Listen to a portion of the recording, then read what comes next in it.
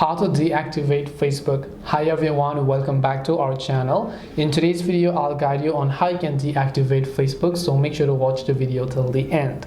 In order to deactivate Facebook, all you have to do is simply first of all go ahead and launch a Facebook application here. Then tap the three lines option located at the top right corner and then tap the gear icon, which is the settings called icon here.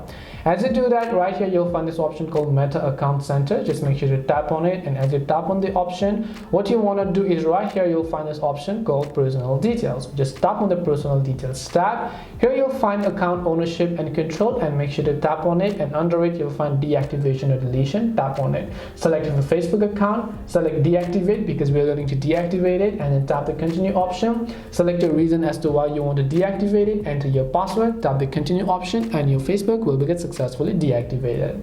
This way you can deactivate Facebook. Hope this video was very helpful, and if you have any questions then feel free to leave them down. Thank you for watching and see you in the next video.